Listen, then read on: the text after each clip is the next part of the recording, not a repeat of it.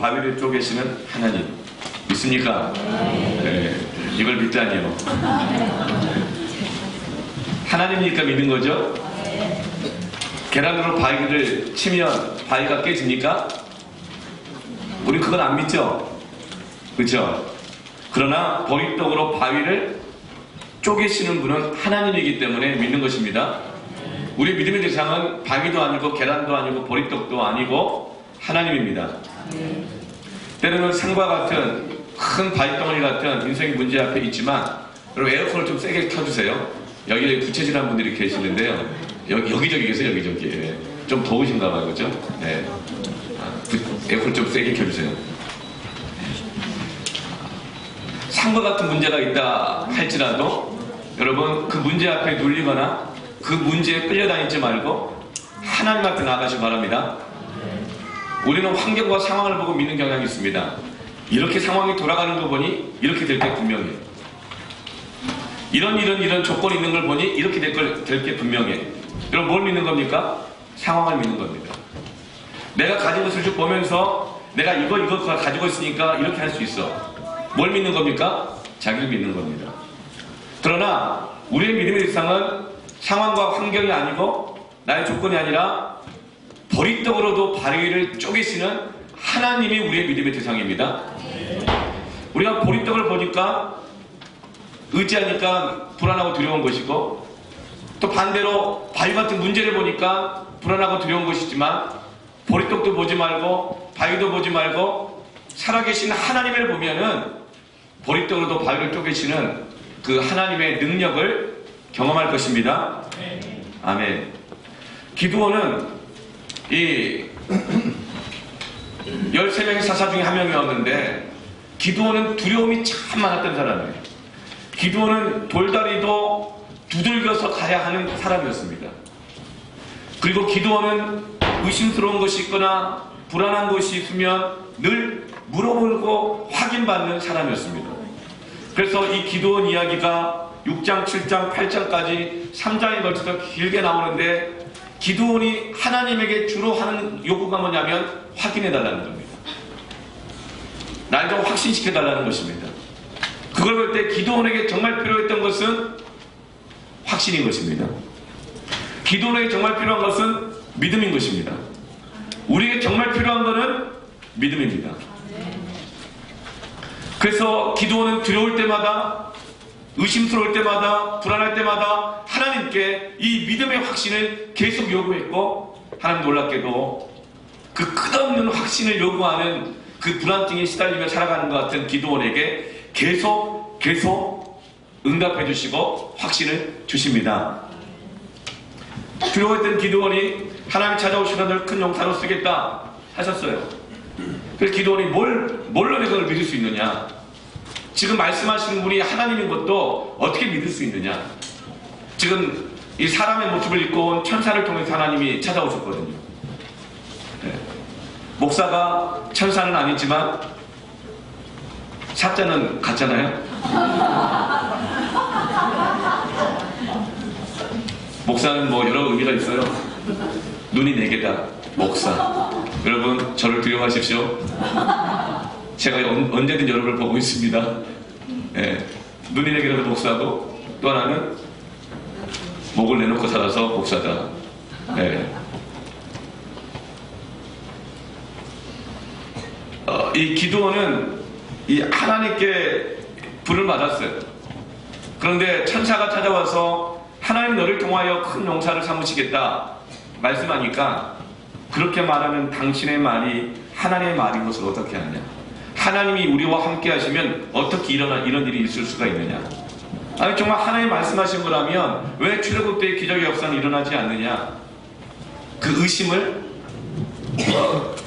반문하고 요구했습니다. 그러면서 기드온이 이렇게 말합니다. 내가 당신을 보니 정말 하나님의 천사가 맞는 것 같습니다. 하나님 말씀하시는 것 같습니다. 그러나 그럼에도 불구하고 내 안에 이 의심이 사라지지 않으니 잠깐만 기다려주세요. 내가 예물을 가져올 테니 예물을 드리고 이 예물을 받으신 증거가 나타나면 당신은 정말 하나님 보내신 천사고 하나님의 뜻이 분명하다는 것을 믿겠습니다. 그렇게 해서 예물을 가지고 왔어요. 그리고 천사 보고 좀 기다리라 그랬어요. 예. 그 예물을 드렸더니 하늘에서 불이 임해가지고 그 예물을 하나님이 받으셨어요. 그걸 보면서 이제 두려워했던 기드온이 조금 확신을 갖게 되었죠.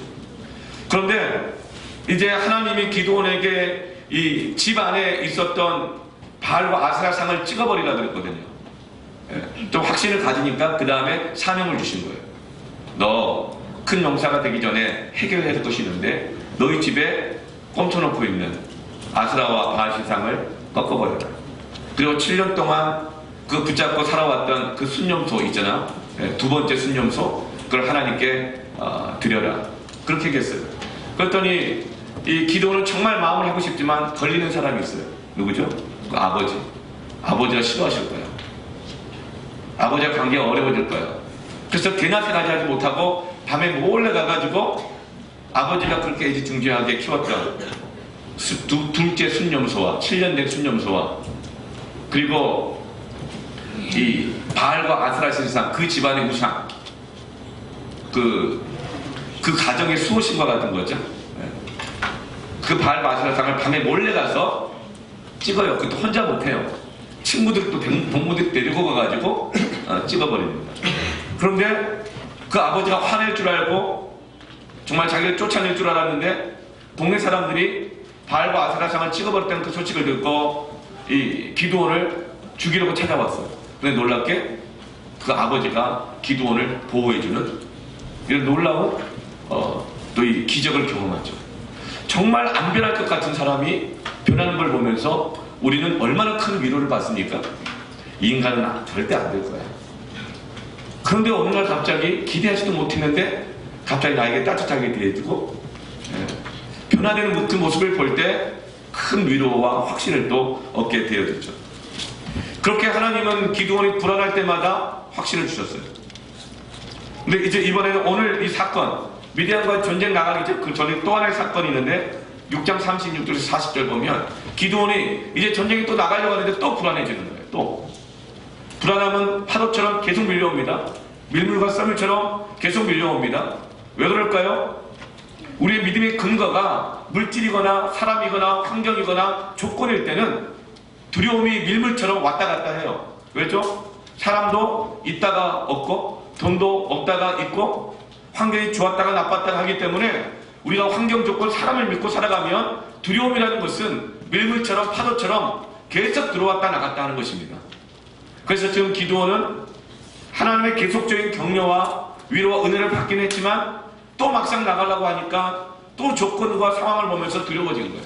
그래서 이번에 하나님에게 또 하나 확신을 요구합니다. 우리가 잘 아는 확신인데요. 양털을 그냥 한 뭉텅이 가져다가 마당 한가운데 놓습니다. 그리고 이렇게 말합니다. 하나님, 이 양털에만 이슬이 내리고 마당은 말라 있으면 이건 정말 하나님 함께 하신다는 내가 증거로 믿겠습니다. 그렇게 했더니 하나님 정말 놀랍게도 그 치기 어린 그 어린애 같은 요구 앞에서도 하나님은 그대로 양털에만 이슬이 내리게 하시고 사면에는 이슬이 내리게 하지 않았어요. 이야, 이 참 하나님의 이 섬세하세요. 여러분 생각해 보세요. 온 우주 천하 만물을 창조하신 하나님께서 그의 모든 능력과 영광과 존귀를 이 양털 뭉치에 집중하셔가지고 조금이라도 다른 데 튀면 기드온이 그냥 의심하고 불안해할까봐 딴 데 튀면 안 돼, 튀면 안 돼. 그러면 뭐 천사들 다 가만히 있어? 그러면서 모든 능력을 양털 뭉치에만 집중하셔가지고 이슬을 거기에만 내리게 하시는 거예요. 그래서 기드온이 확신을 더 얻었잖아요. 그런데 돌다리도 두들겨야 된다고 하나님 확신이 더 필요합니다. 또 다시 이번엔 뭐라고 하죠? 거꾸로 얘기를 해요. 이번에는 사면에 마당에 이슬이 내리고 이 양털 뭉치에만 이슬이 내리지 않으면 정말 하나님이 함께 하신다고 믿겠습니다. 여러분 우리 성질 같으면 그거 해주겠어요? 네, 근데 하나님은 그대로 응답해 주십니다. 왜 그럴까요? 왜 그럴까요? 우리가 하나님에게 응답을 원하는 것은, 기도의 응답을 원하는 것은 두 가지 이유 때문이라고 생각이 드는데요. 첫 번째는요, 정말 그 응답을 원하기 때문에 그래요. 그 응답이 필요하니까. 근데 두 번째는요, 응답하시는 하나님을 원하기 때문에 그런 거예요. 우리는 물질만 응답받고 건강만 응답받고 내 뜻과 계획만 응답받고 살 수 있을까요? 하나님의 자녀들은 그거 갖고 못 살아요. 떡으로만 못 살아요. 하나님의 말씀, 하나님의 함께 하신 자는 응답이 있어야 우리가 살 수 있습니다. 지금 기드온은 여러분 젖은 양털을 원한 걸까요? 기드온은 바짝 잘 마른 양털을 원한 걸까요? 아니요. 기드온은 자기와 함께 하시는 하나님을 원한 것입니다. 하나님 그걸 아신 거예요. 만약에 우리가 부자가 되기를 원해가지고 하나님을 시험한다고 한다면 하나님 응답하지 않으실 것입니다. 우리는 내가 원하는 뜻과 계획대로 다 되기를 원해서 하나님을 시험한다면 하나님 응답하지 않으실 거예요. 근데 지금 기드온은 양털을 원한 것이 아닙니다. 기드온은 함께 하시는 하나님을 원한 것입니다. 그래서 하나님께서는 기드온의 이런 계속적인 불안해하고 확신을 요구하는 것을 정죄하지 아니하시고 기뻐하시면서 그때마다 계속적으로 응답해 주시는 거예요. 왜요? 기드온은 지금 함께 하시는 하나님을 원하는 것입니다. 여러분, 온 세상이 다 말합니다. 하나님이 어디 있느냐고. 온 세상이 다 말합니다. 신앙 갖고만 살 수 있느냐고. 힘들고 혼란스러우셨죠. 거기서 믿음 잃지 않고 살아가고 버티느라고 애쓰셨을 거예요. 그래서 우리는 예배 가운데 나와서 하나님이면 된다는 것, 하나님이 함께 하신 자는 그 확신을 원합니다. 이게 예배에 사모하는 거예요. 이게 우리가 가지는 진정한 영적인 갈망인 것입니다. 그래서 하나님은 열왕기에서 이렇게 말씀하시죠. 하나님은 온 땅을 두루 감찰하사 전심으로 자기를 찾는 자들에게 능력을 베푸시나니. 아멘. 그래서 사도 바울은 에베소교회 성도들에게 에베소 5장 10절에 이렇게 말합니다. 주를 기쁘시게 할 것이 무엇인가 시험하여 보라. 하나님의 뜻이 무엇인지, 하나님 뭘 하면 좋아하실지, 그것이 무엇인지 시험해봐라. 하나님의 응답을 여러분 원한다면 그것을 시험해보아라. 근데 여기서 시험이라고 하는 것은 미혹한다 이런 게 아니죠. 간 본다 이런 거 아니에요. 하나님을 간을 보는 거 이런 거 아니죠. 네. 이 시험이라고 하는 것은 이 영어 성경에 보면은 이렇게 나와 있어요. Trying to learn. 하나님이 어떤 분인지를 알기를 시도해라. 불안하고 의심스러울 때 하나님이 어떤 분이신지, 하나님의 능력을 알기를 원하고 그분의 나라에 대한 계획 같은 걸 알기를 원한다면 그 믿음의 시도를 해보라는 것입니다. 그럼 하나님께서 당신의 진이 나타내 보이기를 기뻐하시기 때문에 그 시도 가운데 응답해 주기를 기뻐하십니다. 근데 우리는 불안해하고 조건, 환경 그것만 끌려다니면서 그 믿음의 시도를 전혀 하지 않는다는 것이 우리의 문제인 것이죠. 여러분, 하나님을 시험하여보라. 믿음의 시도를 하시길 바랍니다. NIV 성경이 또 이렇게 말합니다. Find out. 찾아라. 하나님을 시험한다고 하는 것은 뭐냐면 하나님의 뜻이 무엇인지를 찾는 것입니다. 하나님이 어디에 계시는지를 찾는 것입니다. 하나님이 어떻게 일하시는지를 찾아내는 것입니다. 지금 기도는 지금 그걸 하고 있는 거예요. 지금 기도는 양털을 원하는 것이 아니라 하나님이 어떻게 역사하시는지, 하나님이 어떤 분이신지를 알기를 시도하고 있는 거예요. 하나님을 찾기를 시도하고 있는 것입니다. 말라기 3장 10절 말씀 보면 같이 한번 읽어볼까요? 만군의 여호와가 이르노라. 너희의 온전한 11조를 창고에 들여 나의 집에 양식이 있게 하고 그것으로 나를 시험하여 내가 하늘문을 열고 너에게 복을 쌓을 것이 없도록 굳지 아니하나 보라. 여러분, 우리는 참 불편하지 않겠죠? 네. 11조라는 단어와 또 감히 하나님을 시험한다는 이 단어. 네. 그리고 우리는 이 말씀을 굉장히 많이 알기도 하면서도 우리 안에 약간 그 혼란과 의심과 갈등을 겪고 있는 말씀이기도 합니다. 여기서 시험하여 보라 하면은 이거 하나님이 직접 말씀하신 건데 이렇게 말해요. 영어 성경에는 test me. 나를 테스트해라. 나를 테스트해봐라. 뭘로? 11조로. 여러분, 이건 뭘까요? 11조로 하나님을 테스트해보라는 거예요.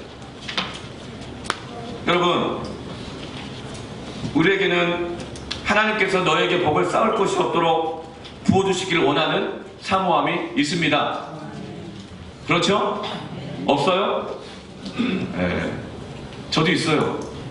정말 하나님의 은혜는 쌓을 것이 없도록 많으면 많을수록 좋은 것 같아요. 네. 그걸 원해요. 그런데 하나님이 11조 해라. 그러면 쌓을 것이 없도록 부어주겠다. 그러면 뭔가 약간 불편해져요, 마음이. 꼭 그걸 받으셔야 주시겠다는 겁니까? 아니, 은혜의 하나님이시라면서요? 꼭 받으셔야겠다는 겁니까? 그럼 기브 앤 테이크와 다를 게 뭐가 있나요? 아하, 지금까지 나를 이렇게 어렵게 하신 걸 보니까 내가 11조 안에서 하나님 그러신가 본데요. 네. 난 그런 하나님이라면 별로 좋아하고 싶지 않습니다. 네. 우리한테 그런 불편함을 가질 수가 있어요. 근데 여러분, 하나님이 직접 말씀하신 거거든요. 하나님의 우리를 향하신 목적은요, 우리를 부자 만드는 거 아닙니다. 여러분, 부자 되세요. 옛날에 우리 카드 선전 나왔잖아요. 부자 되세요. 여러분, 그리스도인들의 축복은요, 목적은요, 부자 되는 것 아닙니다. 그런데 여기서 하나님께서 쌓을 곳이 없나, 그 쌓을 곳이 없도록 부어주지 않나 보라, 나를 테스트해보라. 이 말은 뭐냐면, 테스트라고 하는 것은 trying to learn, 하나님을 알기를 시도하는 거예요. find out, 하나님이 어떤 분인지를 찾아내는 거예요. 내 인생을 향한 하나님의 계획을 찾아내는 것이 바로 나를 시험해보라는 겁니다. 그러니까 너희들은 11조를 통해서 하나님이 어떻게 일하시는지를 알기를 시도해라. 하나님이 어떤 분인지, 너희를 향해서 주기를 원하시는 것이 무엇인지를 11조를 통해서 찾아내라. 부자가 되려느냐? 그러면 11조이다. 여러분, 그것은 하나님 뜻이 아닙니다. 여러분, 우리에게는 하나님이 함께 하시는 믿음이 필요합니다. 여러분, 11조는요, 하나님이 함께 하시는 것을 경험하게 하여 믿음이 자라게 하는 것입니다. 우리에게는 많은 돈보다도 이 믿음이 필요한 것입니다. 우리에게는 더 많은 무슨 양털 소보다도 우리에게는 하나님이 함께 하신다는 확신이 필요한 것입니다. 그래서 하나님 말씀하시는 겁니다. 너 애지중지 붙잡고 있는 그것 있잖아. 그거 중에서 10분의 1때 하나님께 드려. 그럼 그것을 시도해봐. 그럼 너희는 내가 너희와 함께하는 것을 알게 될 거야. 믿음이 자라게 될 거야. 근데 왜 너는 그것에 매여서 시도하지 않고 있니? 찾지 않고 있니? 넌 뭘 그렇게 시도하며 살고 있고, 넌 뭘 그렇게 찾아다니면서 살고 있느냐? 그러니까 나를 못 찾고, 그러니까 나에 대한 믿음이 흔들리는 것 아니냐? 시도하려고라. 히브리서 1장 1절 2절 말씀에 옛적의 선지자를 통하여 여러 부분과 여러 모양으로 우리 조상들에게 말씀하신 하나님이 기드온에게, 그 사사에게 여러 모양과 여러 부분으로 말씀해 주셨어요. 재물의 불로 임하셨죠. 양털 기적이 임하셨죠. 가정의 변화가 일어나, 특히 아버지가 갑자기 하루아침에 바뀌게 되어지죠. 여러 가지 모양으로 말씀하셨어요. 그런데 이제 이 모든 날 마지막에는 누구를 통하여? 아들을 통하여. 아들을 통하여 우리에게 말씀하셨으니 이 아들을 만유의 상속자로 세우셔. 그로 말미암아 모든 세계를 지으셨습니다. 하나님께서는 불안하고 의심스럽고 피로하고 어렵고 힘들 때마다 여러 가지 모양으로 계속 확신을 주시고 함께 해주시고 응답을 주셨는데, 이 모든 말 이 마지막 시대에는 예수 그리스도를 통하여 우리에게 응답하시고 확신을 주십니다. 아멘. 우리의 유일한 믿음의 대상은 예수 그리스도이십니다. 확신의 끝판왕, 응답의 끝판왕은 하나님의 아들 예수 그리스도입니다. 우리는 이것 좀 얻으면 확신을 갖겠다고 그러고, 이게 되면 확신을 갖겠다고 그러지만, 그런 사람들은 밀물과 썰물처럼 조변 속게요 언제나 흔들릴 것이고 왔다 갔다 할 것입니다. 그러나 그때마다 아들을 통하여 우리에게 확신을 주시고 응답을 주시는 예수 그리스도를 여러분 붙드는 자들은 이길 것입니다. 하나님의 역사를 살아계심을 경험할 것입니다.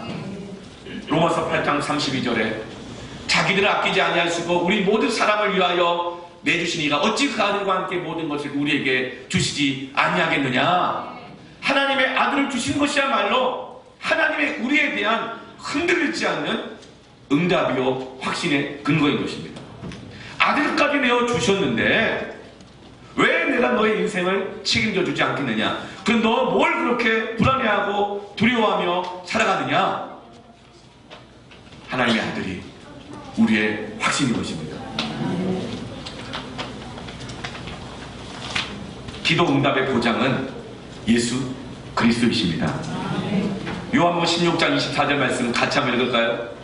지금까지는 너희가 내 이름으로 아무것도 구하지 아니하였으나 구하라 그리하면 받으리니 너희의 기쁨이 충만하리라. 너희가 지금까지는 시도 안 했다는 거예요. 어떤 시도요? 하나님이 어떤 분인지 알기를 원하고 예수 그리스도 그 응답의 보장으로 주님으로 인해서 아무것도 시도하지 않았다는 거예요. 그러나 이제는 구하라 그렇게 시도해라 그리하면 받으리니 너희 기쁨이 충만하리라. 기도는 양털로 하나님을 찾기를 시도했습니다. 여러분, 이 요한복음 이 말씀, 로마서의 말씀은 너희가 지금까지 내 이름으로 아무것도 구하지 아니하였으나 구하라 그리하면 너희 기쁨이 충만하게. 기도로 하나님을 테스트한다 합니다. 아멘. 여러분, 기도는요 하나님의 마음을 미혹하지 못하게 합니다. 기도가 하나님을 어떻게 자지우지하고 그런 것이 아닙니다. 우리는 기도를 통해서 하나님의 뜻을 찾아내고 우리는 기도의 시도를 통해서 예수 그리스도 이름으로 하나님을 살아계시는 것을 우리는 알게 될 것입니다. 그런데 너희가 지금까지 그걸 시도하지 않고 있다는 거예요. 포도주 틀 안에 갇혀가지고 그냥 돌이키지만 하고 나 먹을 거 그냥 챙기느라고 살아가고 있다는 것이죠. 말라기 3장 10절 말씀은 11조로 테스트하는 거예요. 11조를 통해서 하나님 살아계신 것을 찾아내라, 경험해라. 이것이 바로 하나님께서 기드온에게 이렇게 계속적으로 응답해 주시는 이유입니다. 사랑하는 성도 여러분, 영적 시도를 하십시오. 하나님을 찾아내십시오. 온 세상은 말합니다. 하나님 어디 있느냐고. 그러나 살아 계십니다. 어떻게 알아요? 기도로 시도할 때, 11조로 시도할 때, 하나님의 일을 믿음으로 시도할 때 우리는 알게 될 것입니다. 그래서 지금 하나님은 두려워 떠는 기도를 자꾸만 끌어내시는 거예요. 포도주 틀 안에서 자꾸 끌어내시는 거예요. 그 집안 안에서 자꾸 끌어내시는 거예요. 그 집안 안에 있는 우상으로 또 끌어내시는 거예요. 그 아버지에게 매이고 묶여 살던 그 기도를 그 아버지로부터 끌어내는 거예요. 우리는 뭔가에 갇혀 살아갑니다. 근데 우리 주님께서는 우리를 부르실 때 그 안에서 끌어내십니다. 여러분, 우리를 부르신 주님 앞에 믿음의 시도를 하십시오. 요즘 날씨가 좀 어떠한가요? 네. 지난달 초반에 중반까지만 해도 그 황사와 미세먼지로 숨도 쉴 수 없을 지경이었죠. 저도 하루 종일 마스크를 끼고 다녔어요. 그래도 정말 목이 아프고 좀 힘들었었는데, 그런데 개인 예배를 앞두면서 위에 우리 테라스에다가 천막 그 위에 그늘막을 치고 정말 이렇게 식당 레스토랑처럼 다 만들었잖아요. 아무런 그렇게 만든다고 한들 음식을 먹는데 모였는데 황사먼지가 들어오면 어떻게 되겠습니까? 이게 큰일 났다. 그래서 정말 새벽마다 기도했습니다. 주여, 저뿐만 아니라 성도들이 같이 한번 기도했죠. 주여, 황사먼지가 바람이 밀려 다 이 중국 쪽으로 그냥 오다가 다 돌아가게 알려주시고, 바람에 밀려서 여기는 그냥 맑고 청명한 가을 같은 정말 이 공기를 주시옵소서. 막 그 바람아 불어라. 그 다 그래서 황사먼지를 중국으로 쓸고 가라. 막 그렇게 기도했어요. 원래 니네 거니까 다 갖고 가. 막 이러면서 막 정말 그렇게 기도했어요. 그랬더니 케이님의 날 어땠어요? 하늘이 그냥 구름 한 점 없이 파랗어요.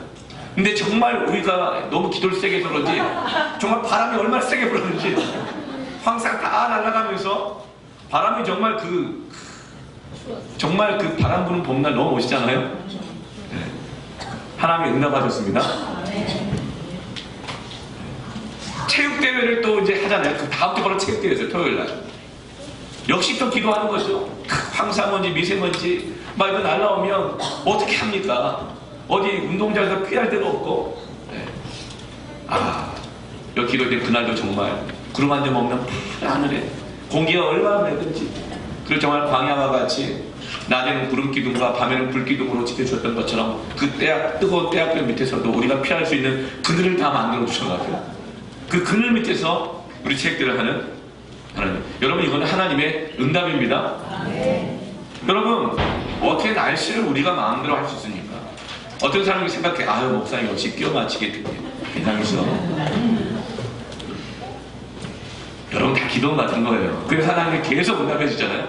한 번이면 우연이고 두 번이도 우연이 날 수 있겠죠? 근데 또 이제 기도 제목이 있습니다. 우리 메콩강 탐방 선교 정탐을 다녀왔죠? 5월 중순 하순은요, 이 동남아 날씨에서 가장 힘든 날씨입니다. 우기거든요. 기온이 평균 40도, 습도가 평균 80에서 90%. 그래서 이 낮에는요 사람이 없어요. 그리고 낮에 한 30분만 걸어 다녀도요 몽롱해지고 내가 땅으로 막 기어 들어가는 것 같아요. 아무리 샤워를 해도 닦는 즉시로 몸이 다시 이렇게 끈적해지고 막 이런 거예요. 비가 그리고 막 한번 쏟아지면 천둥 번개를 동반한 수콜이 막 쏟아지기 때문에 한번 비가 쏟아지면 메콩강이 불어나고, 그리고 그 산적 부족으로 찾아가는 길들이 다 막히기 때문에 아예 갈 수도 없어요. 그래서 이 5월 달에는 이쪽으로 안 갑니다. 그래서 기도했죠. 하나님, 날씨 좀 주장해 주셔야겠습니다. 그렇게 많이 기도하고 갔어요. 그랬더니 소식이 들렸어요. 출발하기 이틀 전인가 태국 북쪽에 홍수가 나가지고 전기가 끊기고 도로가 유실되고 난리가 났다요. 그래도 이제 비행기를 타고 갔어요. 근데 감사하게도 우리가 도착하기 전날까지 전기가 복구되고 도로가 다시금 회복되었습니다. 그리고 그날부터 시작하여 돌아온 날까지 진짜 그 그냥 스콜 한번 빗방울 하나 없이,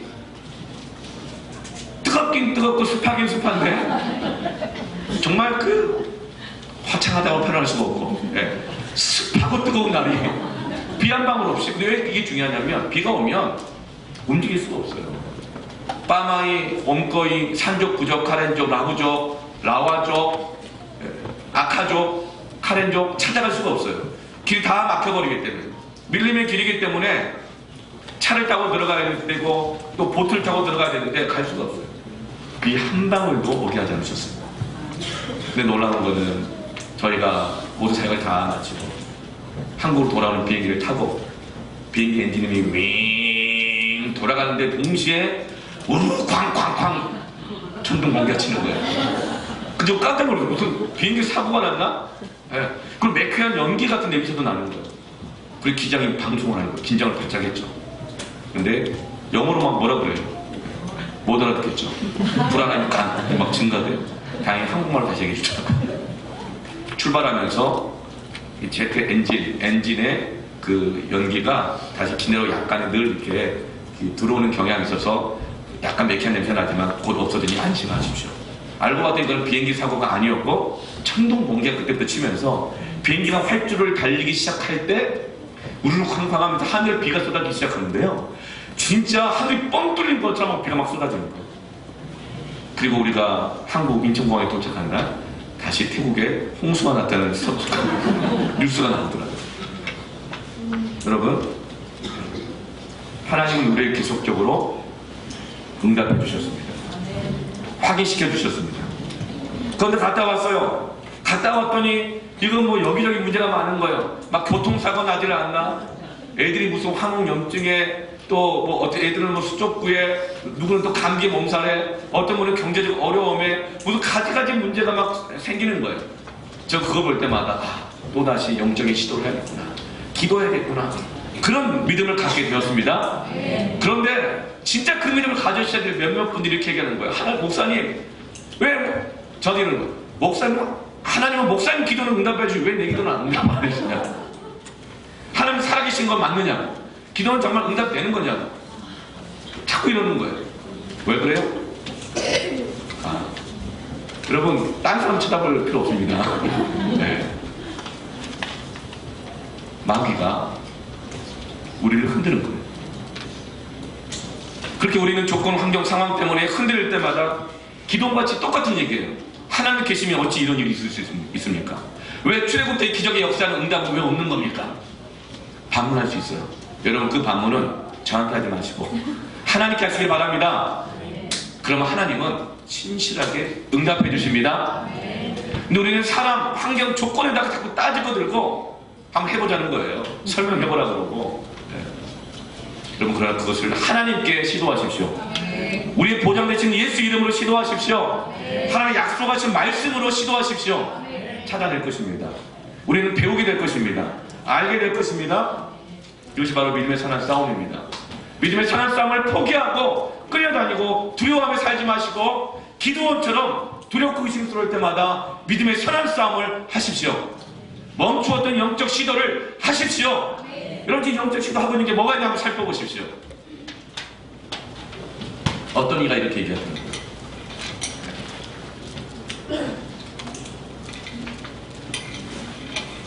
이건 얘기 안 할래요. 그 이유가 있어요. 네. 저를 위해서 안 하는 거예요. 네. 여러분, 믿음의 시도를 하십시오. 네. 그 말은 뭐냐면 제가 그이에게 믿음의 시도를 하라고 얘기했거든요. 네가 그런 이유는 믿음의 시도를 안 하고 있기 때문에 그런 거다. 믿음의 시도를 하라는 거예요. 내가 줄 응답이 아니라 하나님 주시는 응답이다, 그거는. 근데 왜 너 그거를 조건, 환경, 사람한테 그렇게 따지고 있느냐? 하나님께 해라. 네. 그 얘기입니다. 이제 하나님의 확증을 경험한 기드온과 이스라엘 백성들은 전쟁에서 나갑니다. 근데 언제 나가는가? 1절 보세요. 여롯바알이라는 기드온과 그를 따르는 모든 백성이 언제? 일찍이 어떻게? 일찍이 일어나는 언제일까요? 일어날 시간이 아닌데, 보통 일어날 시간이 아닌데 보통 사람들은 잠자고 있을 시간이 일어난 거예요. 그럼 이 시간은 언제일까요? 새벽일까요? 아침일까요? 점심일까요? 어떤 사람은 아침일 수도 있겠죠. 보통 11시에 일어나는 사람들은 뭐 그렇겠지만 이 시간은 새벽입니다. 새벽에 다 일어났어요. 여러분, 따라합시다. 하나님을 경험하는 사람들은 다 일찍 일어나는 사람들이다. 아멘. 여러분, 안 따라 하시는 분 있어요. 네. 그 증거를 대보라 이런 겁니까? 네. 시도해 보십시오. 일찍 일어나 보십시오. 하나님이 역사하시는지 안 하는지 일찍 일어나 보십시오. 일어났다가 안 일어났다, 일어났다 안 일어났다가 6개월 동안에 20일도 못 채우는, 여러분 시도하십시오. 아직 6월이 안 끝났습니다. 앞으로도 지금 25일 남았으니까 멈췄던 시도를 하십시오. 여러분, 하나님을 경험하는 사람들은 다 일찍 일어난 사람들입니다. 다 일찍 일어나서 미디안과의 전쟁에 나가게 하시죠.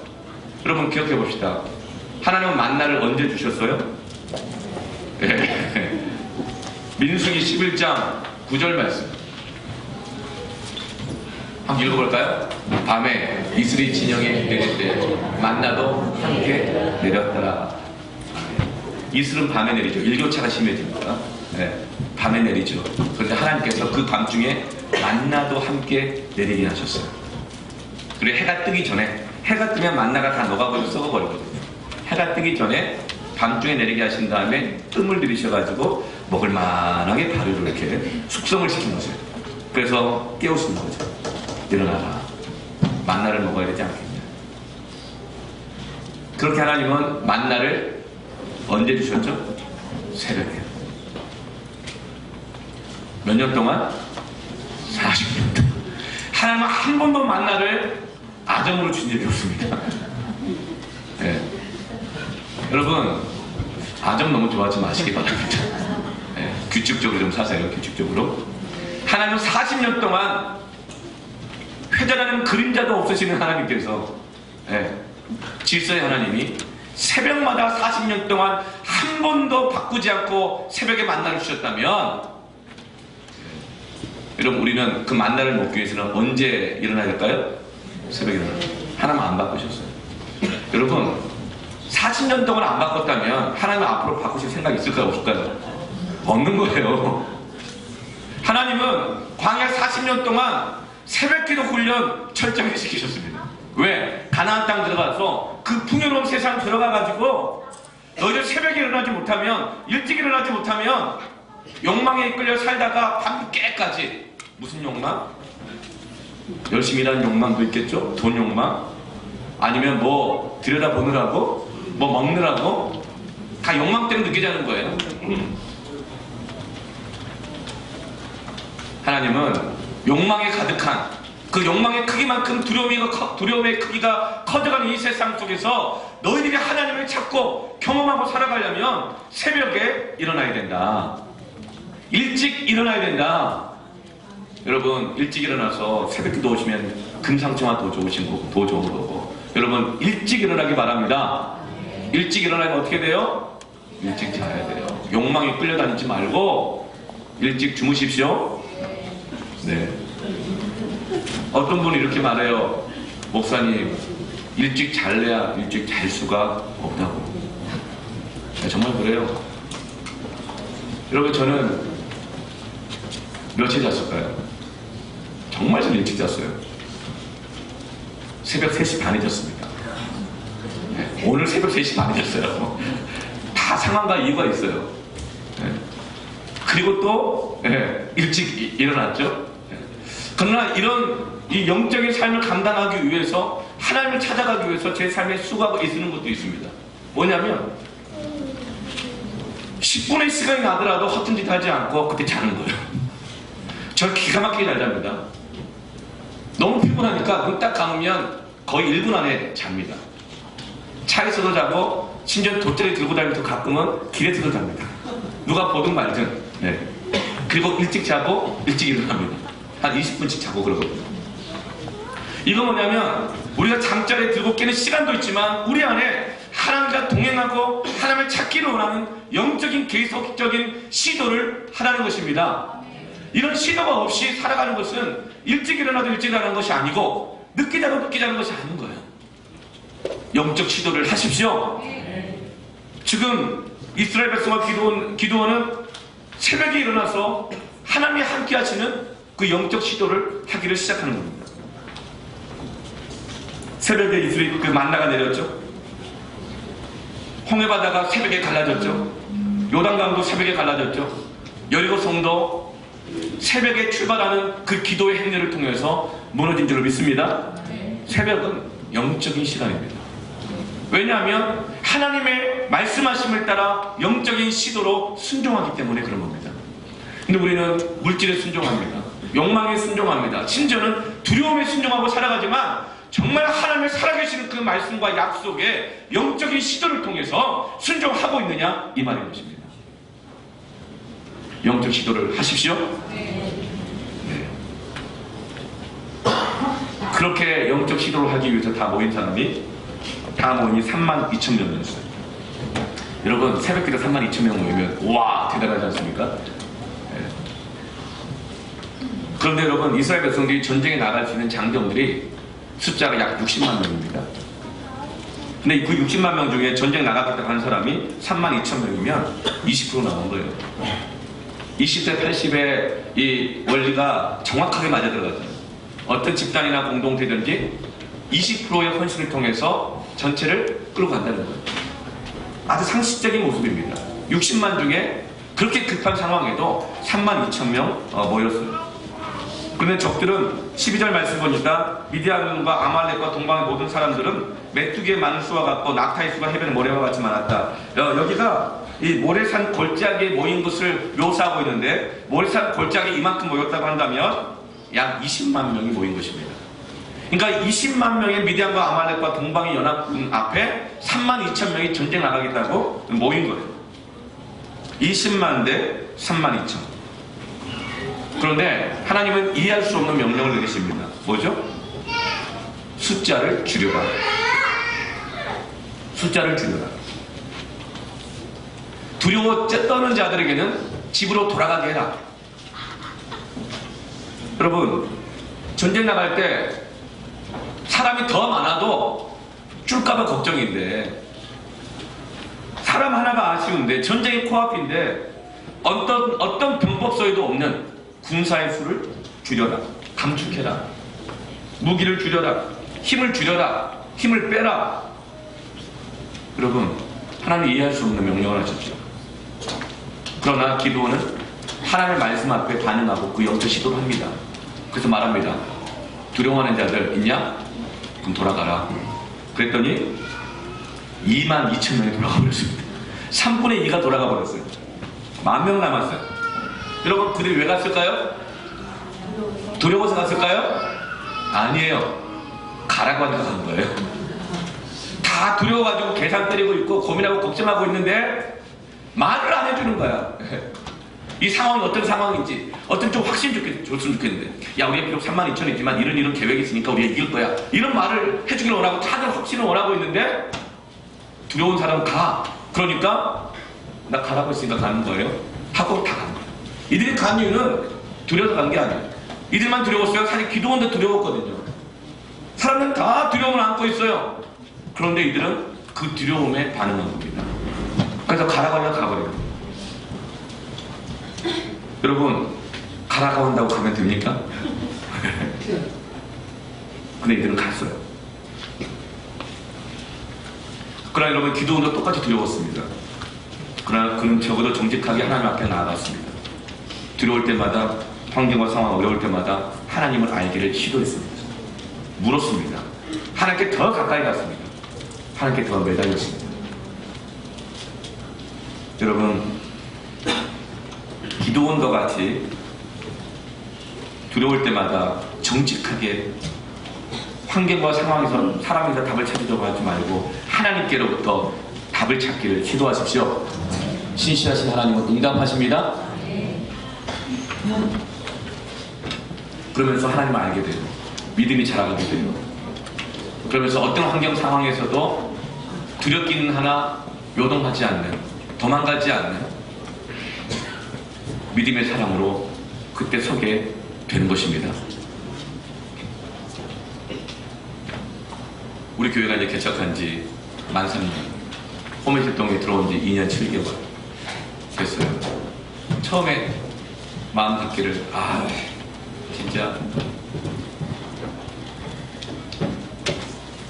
찬양팀이 있으면 참 좋겠다, 그런 생각 들었어요. 네. 혼자 막 이렇게 CD 들고 다니고, 전사님이랑 우리 이신혜 집사님 뭐 이렇게 CD 들고 다니고, 복사하고 하고, 뭐 이신혜 집사님 오기 전에는 저 혼자 찬양인도 하고, 악보 복사 막 나눠주고, 무반주로 막 하고 이렇게 할 때 찬양팀이 있으면 좋아. 막 그런 마음이 막 있었어요. 네. 근데 지금 할렐루야, 지금 로그인 찬양팀과 빗소리 찬양팀 두 개나 생겼잖아요. 할렐루야. 하나님은 응답하신다니까요. 그 하나님 살아계신 걸 이렇게 보여주시는 거예요. 그런데 우리에게 있어서는요, 어떤 그 문제가 해결되면 다 해결될 거라고 생각을 해요. 그런데 전에는요, 우리 주일 예배 때 우리 김영탁 집사님이 기타 아마 찬양기도를 했거든요. 다들요, 할렐루야, 얼마나 좋아했는지 몰라요. 네. 김영탁 집사님 찬양기도 했던 이유가 딱 한 가지예요. 우리 교회에서 당시에 기타를 칠 수 있는 유일한 분입니다. 그거예요. 그러면 다들 기도하기를 정말 전문적인 찬양 인도자, 사역자가 오기를 원한다고 막 기도했어요. 그때 왔잖아요. 할렐루야. 그래서 여러분, 그때 김영탁 집사님이 찬양 기도할 때 물론 기도하면서 정말 들었고 들으면 기도하면 잘하기도 했어요. 그런데 다들 왜 이렇게 기쁘고 정말 은혜가 충만한 줄 아세요? 저 사람이 기타 놓으면 어떡하나, 혹시 막 시험 들고 그러고 그래 막 더 크게 박수 쳐주면서 격려하면서 나 은혜 받고 있으니까 마음껏 하세요 막 이렇게 했거든요. 아니에요? 여러분, 그런데 신디사이즈가 몇 개가 생기고, 드럼이 생기고, 뭐 싱어가 생기고, 찬양팀 2개가 되고, 전문 사역자가 오고, 우리 저분 이신혜 집사님, 네, 보기도 그렇지만 저분 전공자잖아요. 전공자. 네. 근데 여러분, 여기에서 믿음의 시도를 해야 합니다. 그렇지 않으면 우리는 조건, 환경, 상황 아무리 바뀌어도 우리는 하나님의 은혜를 다 잃어버릴 겁니다. 믿음의 시도를 해야 합니다. 내가 전공자가 아니고 기타 치는 유일한 사람이라는 이유 때문에 한다 하더라도 하나님은 그 보리떡을 통하여 바위를 쪼개십니다. 우리의 굳은 마음을 쪼개셔서 박수도 잘 안 치던 사람이 더 크게 박수 칠 수 있게 하는 것은 하나님의 은혜입니다. 그러므로 여러분, 내 조건, 상황, 환경 갖고 여러분 주저앉지 말고 도리떡으로 믿음의 시도를 하십시오. 10,000명 남았어요. 돌아가는 22,000명을 보면서 기도원의 마음이 어땠을까요? 가라고 한다고 가냐? 그러면서 속으로 하나님 믿음의 시도를 했더니 이렇게 응답하실 수 있습니까? 32,000명한테 두려워 떠는 자에 가라? 그러면은 어떻게 내가 당신을 두고 가겠소? 그렇지 않은 수가 적은데 우리가 마음을 합해야죠. 이렇게 나올 줄 알았는데 그래? 그러면서 간 거예요. 그걸 볼 때 기도의 마음이 어떻겠어요? 그런데 그 다음에 하나님 또 말씀하세요. 아직도 많다. 그러면서 물을 마실 때 무릎을 꿇고 머리를 물에 쳐박고 이 먹는 사람과 그리고 손을 떠가지고 이렇게 핥아 먹는 사람과 구별해라. 그렇게 했더니 10,000명 중에 9,700명은 머리를 쳐박고 벌컥벌컥 멋있게 상남처럼 멋있고 먹었고, 어떤 사람은 아주 그냥 조용하게 떠가지고 크게 먹었어요. 어려면 어떤 사람이 더 전장에 적합한 것 같습니까? 와일드해 보이는 거잖아요. 네. 밥을 먹을 때 그냥 깨작깨작. 근데 하나님은 그 9,700명을 집으로 돌아가게 하고 300명만 남기라는 거예요. 이제 32,000 중에 300이 남았어요. 99%가 떠났고 1% 남았습니다. 1%의 가능성. 하나님 왜 줄이라고 하실까요? 그 이유가 2절에 나와 있습니다. 2절 같이 한번 읽어볼까요? 시작! 여호와께서 기드온에게 이르시되 너를 따르는 백성이 너무 많은즉 내가 그들의 손에 미디안 사람을 넘겨주지 아니하리니 이는 이스라엘이 나를 거슬러 스스로 자랑하기를 내 손이 나를 구원하였다 할까 합니다. 이는, 그 이유는, 줄이라고 하는 이유는 이스라엘이 나를 거슬러 스스로 자랑하기를 내 손이 나를 구원하였다 할까 합니다. 32,000명이어도 10,000명이어도 그 숫자로 나가 싸우면 나를 거슬리게 되는 거예요. 뭘 통해서? 스스로 자랑하는 거예요. 여러분, 자기 이름을 내고 자기를 자랑하려고 할 때 우리는 하나님과 대적하게 됩니다. 어떤 일을 하든지, 여러분, 우리 그런 무용담 있잖아요. 그때 보릿고개 때 일사후퇴 때 얘기하고, 그때 내가 말이야 진짜 못 먹고 못 자고 일할 때 사우디의 그 모래바람과 뜨거운 떼약볕과 메콩강의 그 90%의 습도와 그 우기의 그 날씨와 얼마나 고생했는지라. 그러면서 말이야 우리가 그냥 셋이서 가가지고 마음을 딱 담합해다 그렇게 했다는 거 아니겠어? 이 믿음, 그렇게 우리가 우리 스스로 자랑스러워할 때 그 순간 우리는 하나님을 대적하게 된다는 거예요. 여러분, 기드온의 문제는 뭐였어요? 하나님이 계시면 어찌 이런 일이 일어날 수 있습니까? 왜 출애굽의 기적은 일어나지 않습니까? 이게 기드온의 신앙의 문제였잖아요. 여러분, 이 전쟁의 이 성격은 뭐냐면 하나님이 살아계시는가 살아계시지 않는가의 질문에 대한 대답인 겁니다. 그래서 32,000명, 10,000명으로는 너희 안에 있는 그 두려움과 의심 속에 하나님이 살아계시다는 것을 확증으로 얻을 수 없다는 것입니다. 이 전쟁의 성격이, 너의 신앙의 성격이, 본질이 수가 많으면 모호해진다는 것입니다. 줄여야 분명해질 때가 있습니다. 여러분, 분명한 것은 욕망의 크기가 커질수록 신앙은 모호해집니다. 두려움의 크기가 커질수록 신앙은 모호해집니다. 하나님께서는 수를 줄이라고 하심으로 하나님이 살아계시는 것을 분명하게 말씀하시고자 하시는 것이죠. 부자 청년이 예수님을 찾아왔습니다. 어떻게 하면 내가 구원을 얻겠습니까? 그 확신을 얻기를 원했어요. 그 예수님 말합니다. 하나님 율법을 다 지켰냐고. 그랬더니 이 부자 청년이 율법을 다 지켰다고. 예수님이 이렇게 말해요. 그러면 너희 모든 가진 소유를, 물질을, 부자니까 가난한 자들에게 다 나눠주고 나를 따라오라. 그때 부자 청년이 그가 가진 것이 많음으로 근심하여 떠났더라. 여러분, 욕망의 크기가 커질수록 오히려 여러분 하나님에 대한 신앙은 모호해지게 됩니다.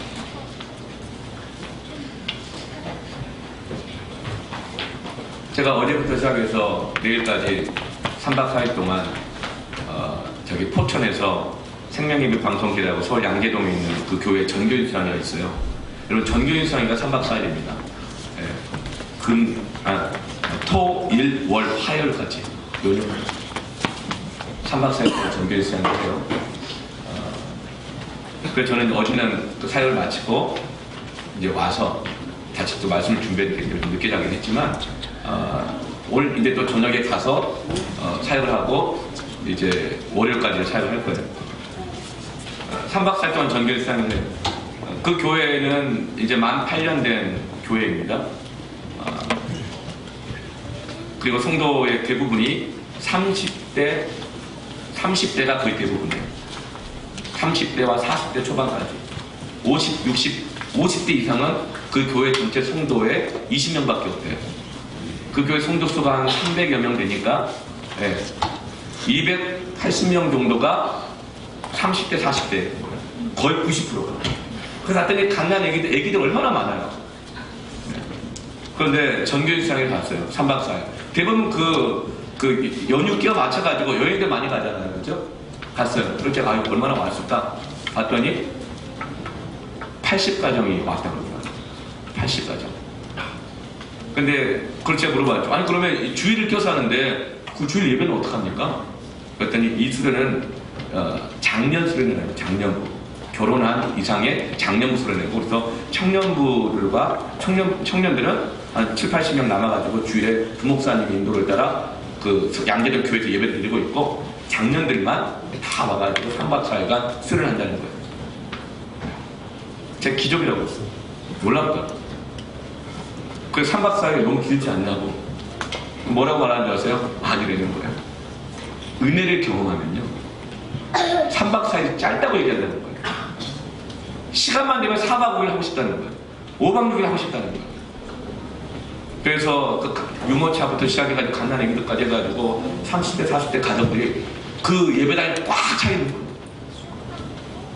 할렐루야. 여러분, 오늘날 많은 사람들이 두렵다는 말을 많이 해요. 가장 두려운 게 뭐냐? 아이들도 그렇게 얘기해요. 어른 되는 게 무섭다고 해요. 왜요? 직업을 가질 수 있을까? 먹고 살 수 있을까? 근데 그 안에 차도 타고 다닐 수 있을까? 그 안에 여행도 다닐 수 있을까? 그 안에 자기도 잘 나가면 부모 노릇 할 수 있을까? 아이들도 두려워요. 어른들 다 두려워해요. 20대들 취업할 수 있을까? 30대들 승진할 수 있을까? 40대들 언제 이 직장 끝날지 모르는데 노후를 걱정하고 두려워하고 다 두려움에 가득해요. 근데 온 세대가 다 두려움에 가득한데 그 안에 계획되어 있는 것들이 있어요. 욕망의 계획은 끝이 이렇게 계획되고 있어요. 뭐냐면 두려움의 이면에 욕망이 있어요. 내가 원하는 그것들 못하면 어떡하나? 유지하지 못하면 어떡하나? 하나님에 대한 갈망함의 크기는 점점 줄어들지만 그 시도는 점점 줄어들지만 우리의 이 죄라고는 하지 않지만 할 수 없지만 이 세상이 주는 욕망과 이 두려움의 크기에 따른 계속적인 시도들을 해나가면서 하나님에 대한 시도는 점점 줄어가고 있는 거예요. 이런 시대에 저는 그 종교사에 가서 제가 기적이라고 했어요. 생명예배 방송교회. 우리 교회하고 교회 이름 글자 숫자가 똑같아요. 빛도 들어가고. 여러분, 욕망의 크기를 줄이십시오. 하나님 향한 갈망의 크기, 시도의 크기를 늘리십시오. 그럴 때 보리떡을 통해서 바위가 쪼개지는 역사가 일어납니다. 우리는 시험 보기 전에 얼마나 열심히 기도합니까? 합격하기를 원하는 욕망이 있기 때문에 그래요. 합격 못할까봐 두려움이 있기 때문에 그래요. 군대 가기 전에 얼마나 기도 많이 합니까? 취직하기 전에 취직 못할까봐 두려워서 기도하고 취직하기를 원해서 기도하죠. 근데 여러분, 시험 끝나고 계속 기도해야 합니다. 취직하고 계속 기도해야 합니다. 결혼하고 나서 계속 엎드려 기도해야 됩니다. 왜요? 욕망의 크기가, 두려움의 크기가 커져가기 때문에 그런 거예요. 대학 입학하면 욕망의 크기, 두려움의 크기 더 커집니다. 결혼하고 나면 더 커집니다. 취직하고 나면 더 커집니다. 그래서 우리는 여러분 그 두려움과 욕망에 끌려가지 않기 위해서 영적 시도를 계속해야 합니다. 기도처럼 말이죠. 우리는 하나님 일을 할 때는요, 모든 걸 다 동원해야 된다고 생각해요. 최선을 다해야 된다고 생각합니다. 그러나 하나님은 모든 사람이 아니라고 말씀하셨습니다. 더 적은 사람들과 함께하기로 원하셨습니다. 최선을 다하는 것보다 더 중요한 것이 있죠. 그것은 스스로를 자랑하지 않는 것입니다. 자기 이름을 내지 않는 것이죠.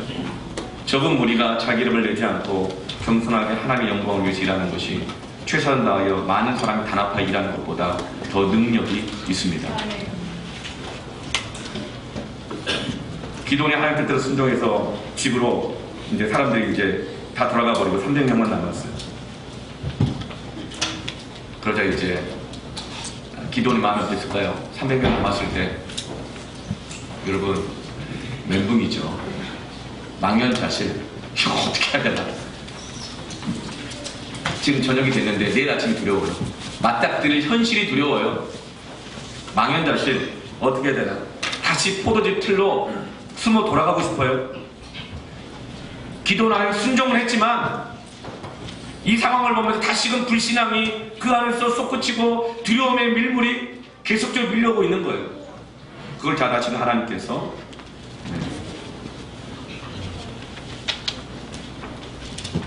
구절에 이렇게 말씀하십니다. 그 밤에 여호와께서 기드온에게 이르시되 일어나 진영으로 내려가라. 내가 그것을 내 손에 넘겨주었느니라. 밤잠을 자지 못하고 있는 기드온에게 찾아가셔서 너 다시 두렵지? 내일 아침에 두렵지? 일어나서 진영으로, 미디안 진영으로, 적군의 진영으로 내려가서 내려가라. 10절에 만일 네가 내려가기를 두려워하고 너 혼자 가는 거 여전히 두려워하는구나. 그러면 너의 부하와 함께 그 진영으로 내려가서 11절에 그들이 하는 말을 들어라. 이렇게 말씀하셨어요. 그래서 기드온이 자기 부하와 함께 내려갑니다. 그 진영에 헐레 밤에 숨어 들어갑니다. 그리고 거기에서 적군 보초병들이 하는 말을 듣게 되어지죠. 그때 들었던 말이 13절, 14절에 보리떡 한 덩어리가 미디안 적군의 진영에 들어왔는데 그 보잘것없어 보이는 보리떡. 보리떡은요, 우리말로 말하면 개떡이에요, 개떡. 가장 보잘것없는 이 보리떡. 그 보리떡이 불러들어오더니 오히려 그 바위같이 강한 미디안 이 진영을 무너뜨려 버렸다는 거예요. 그 꿈을 꿨다는 거예요, 보초병이. 그러면서 그 보초병이 그 꿈에 대한 해석을 이렇게 하는데 뭐라고 하죠? 그 보리떡은 이는 이스라엘 사람 요아스의 아들 기드온의 칼이다. 이렇게 해석을 하는 거예요.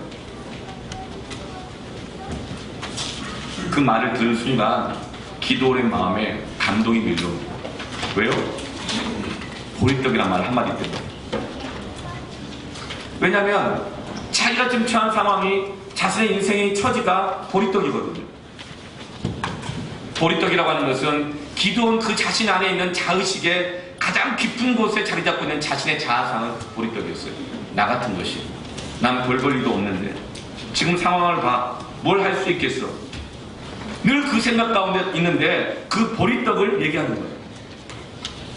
근데 그 보리떡이 미디안 진영을 무너뜨리고 하나님의 손에 붙잡힌 칼날과 같이 쓰임받는다.